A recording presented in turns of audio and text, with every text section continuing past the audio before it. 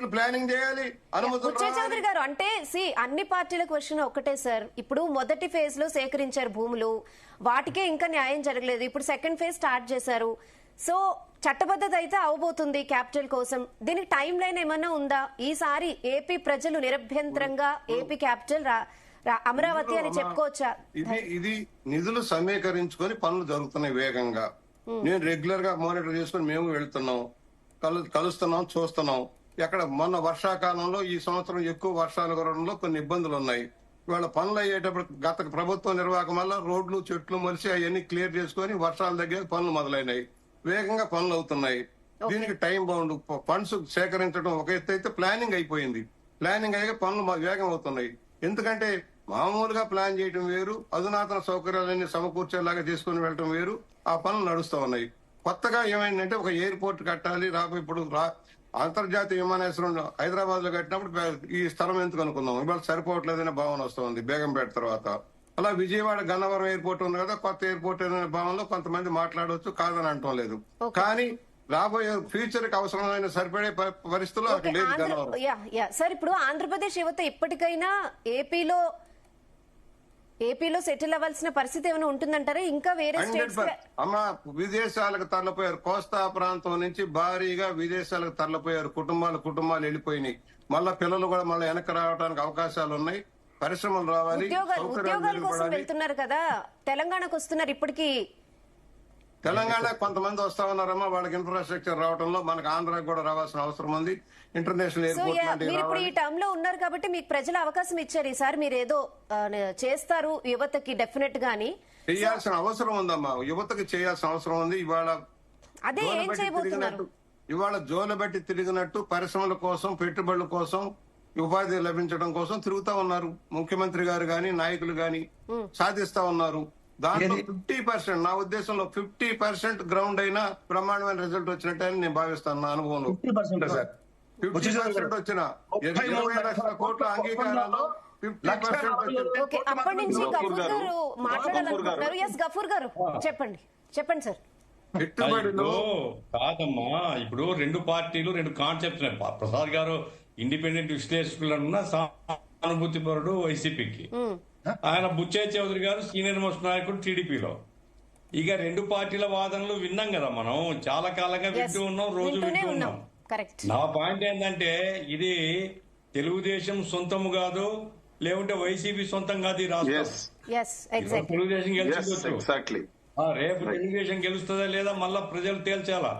నా పాయింట్ ఏమిటంటే, మనము అవసరాలు ఏమిటి, అవసరాలు దృష్టిలో పెట్టుకొని మనం డెవలప్ చేసుకోవాలా.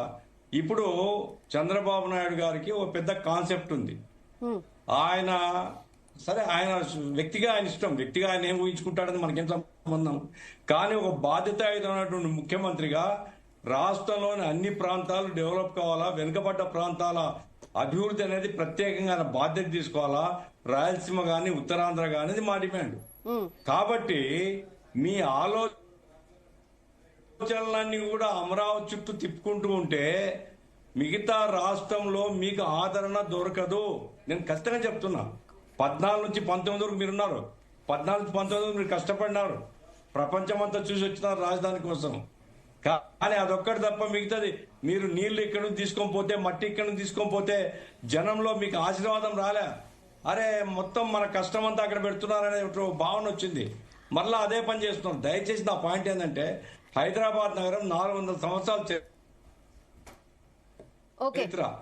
హైదరాబాద్ నగరంలో రాజధాని ప్రారంభించిన తర్వాత నేను వరుసగా పేరు చదువుతాను. ఈసీఎల్ గాని, భారత్ డైనమిక్స్ గాని, బిహెచ్ఎల్ గాని, ఐడిపిఎల్ గాని, హెచ్ఏఎల్ గాని, లేకపోతే డిఫెన్స్ ల్యాబ్స్ గాని, మిధాని గాని, అనేక సెంట్రల్ గవర్నమెంట్ ఆర్గనైజేషన్స్ భారీగా బిహెచ్ఎల్ లో 15-20 వేల మంది పనిచేసేవాళ్ళు. ఆ రకంగా సెంట్రల్ గవర్నమెంట్ ఇన్వెస్ట్మెంట్ వచ్చింది.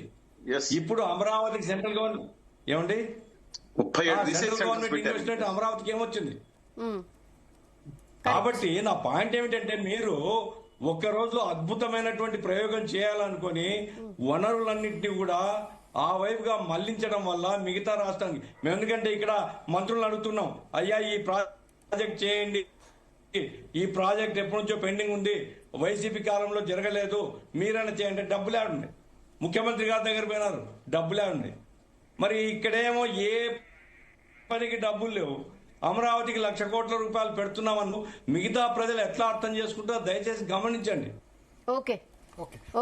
మనతో పాటు ఎందుకంటే కొండా రాజీవ్ గారు, మేమంతా ప్రజల కోసం గఫూర్ గారు, చేస్తామని. గఫూర్ గారు, ఆ, మనం ఎమ్మెల్యేలుగా హైదరాబాద్ చూసాం. మనం మొదటిసారిగా ఎమ్మెల్యేలుగా అయినప్పుడు మనం హైదరాబాద్ చూసాం. పంజాగుట్ట దాటితే ఏముందో మేము చూసాం. ఇవాళ హైదరాబాద్ పరిస్థితి చూసాం. విజనరీ లేకపోతే ఆ రోజున అంతా ఆయన చేశారని అన్నాం కానీ ఆ తర్వాత ప్రభుత్వాలు కూడా కంటిన్యూ చేయబట్టి హైదరాబాద్ డెవలప్మెంట్ మనం చూసాం. సైబరాబాద్ రావచ్చు, మరో ఇవాళ కొత్తగా ఫ్యూచర్ సిటీ కూడా రావచ్చు, కానీ ఏ విధంగా పెరుగుతున్నాయని చూసాం. ఇవాళ ఒక ప్రాంతం అభివృద్ధి చెందడమే కాదు, రాయలసీమ మనం ఏదైతే విజన్ లో ఏ ప్రాంతానికి ఆ ప్రాంతం, ఇవాళ పరిశ్రమలన్నీ కూడా రాయలసీమకు వస్తా ఉన్నాయి. అలాగే ఇప్పుడు అంద్రీనేవా నిన్న కంప్లీట్ చేసుకుంటూ ముందుకెళ్లడంలో గానీ, గాలేరు నగర్ ముందుకు తీసుకెళ్లడంలో గానీ, లేక ఒక్క నిమిషం సార్, పోలవరం ప్రాజెక్టు పూర్తి చేయాలా అక్కర్లేదా? ఒక్క నిమిషం, వాళ్ళ పట్టిసీమ అప్పుడు మీరు కూడా విమర్శించారు. పట్టిసీమ అప్పుడు మీరు కూడా విమర్శించారు. పట్టిసీమ పూర్తి కాకపోతే కృష్ణా డెల్టా గాని మంచినీరు గాని సాగునీరు గాని ఇన్ని సంవత్సరాలు అందుండేయా? ఈ సంవత్సరం అంటే వరదలు వచ్చాయి గాని 3 సంవత్సరాలు కరువు కాటకాలు ఉన్నప్పుడు కృష్ణా డెల్టా పట్టిసీమ దిక్కైపోయింది. మీరు విమర్శించారు, ఆ రోజు మీరు విమర్శించారు. రాయలసీమ కోసం అన్నారు మీరు. రాయలసీమకి ఏమొచ్చింది?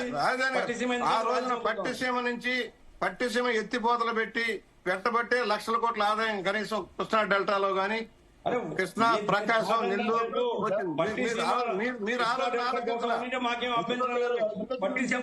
రాయలసీమ ప్రాజెక్టులు మీరు వాళ్ళ మాటలే మాట్లాడొద్దు. వెనుకబడ్డ ప్రాంతాలు ఉన్నాయి, అక్కడ ప్రజలు ఉన్నారు, అక్కడ అన్ని ప్రాంతాలకి సమానంగా చూస్తున్న గబ్బర్ గారు. ఉత్తరాంధ్ర ఒక రాయలసీమే కాదు, కోస్తాంధ్రలో కూడా వెనుకబడ్డ ప్రాంతాలు ఉన్నాయి, మర్చిపోకండి. ఉత్తరాంధ్ర ప్రాజెక్టు నడుస్తూ ఉన్నాయి, నడుస్తూ ఉంది.